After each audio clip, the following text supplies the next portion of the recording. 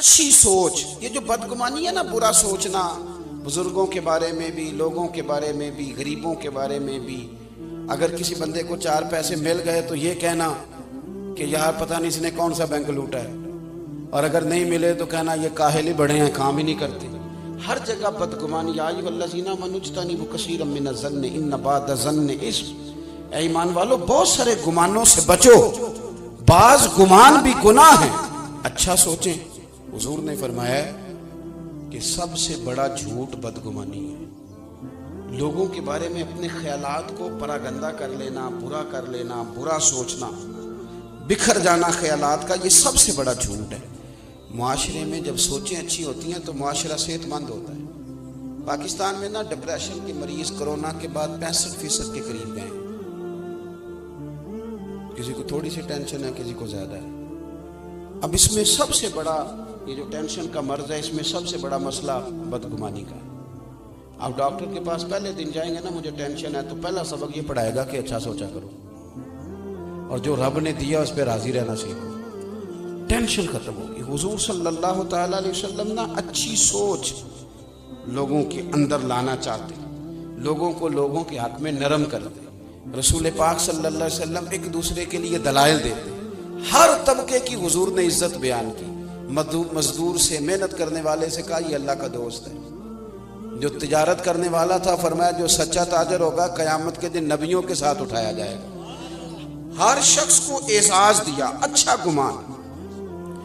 अगर बिलफर्ज किसी वक्त आपको ऐसा लगता है कि फलां आदमी ये गलती कर रहा है, तो एक तो ये कि अगर वो बुजुर्ग है, कोई आलिम है, कोई अल्लाह वाला है, कोई हमसे बड़ा है, हमारा वालिद है, तो उसकी उस गलती को, उसकी तावील करने की कोशिश करें।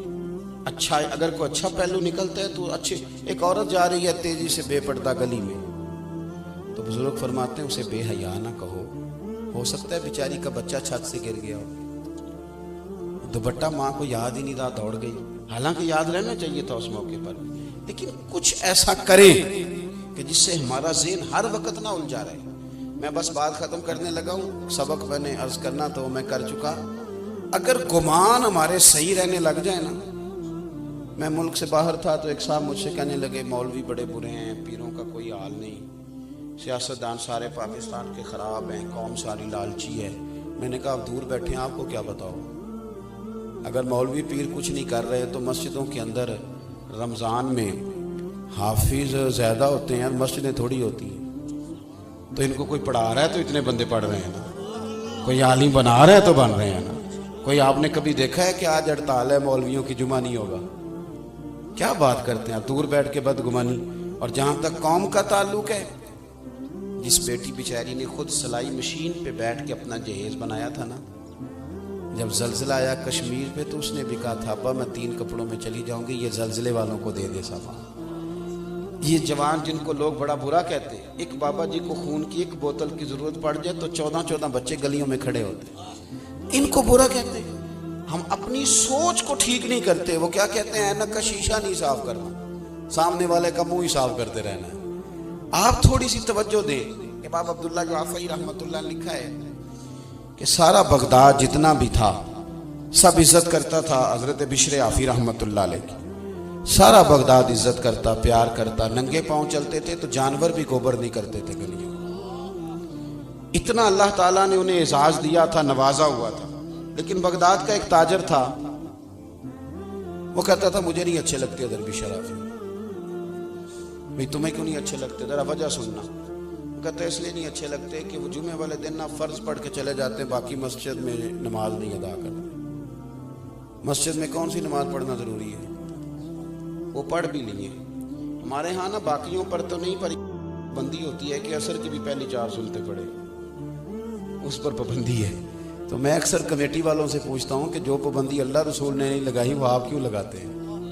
मेहरबानी करें, लोगों को गुंजाइश दें। आप वो जबर क्यों करते हैं जो आपको नहीं करना चाहिए? जी हजरत बिशर आफी रहमतुल्लाह अलैह फर्ज जमात के साथ जुम्मे वाले दिन पढ़ते हैं तो बाकी नमाज पढ़े बगैर चले जाते हैं।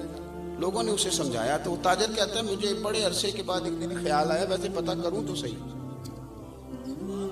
कुछ तो मजबूरियां रही होंगी, यूं ही कोई बेवफा नहीं होता, पता तो करूं मसला क्या है। मालूमात तो करूं। कहते हैं जुमा पढ़ा हजरत के साथ मैंने, तो सलाम फेर के वो निकले मस्जिद से, तो मैं भी उनके पीछे हो लिया। उन्होंने जल्दी से जाके ना तो एक नान भाई की दुकान से नान खरीदे, तो मैंने फिर बदगुमानी की। मैंने कहा ओहो, पीर साहब को भूख ने सताया था, इसलिए सुनन और नवाफिल छोड़ दिए। फिर वो थोड़ा आगे गए तो उन्होंने गोश्त वाली दुकान से कबाब खरीदे होटल से, तो मैंने कहा मौलाना की उम्र देखो और जायके देखो।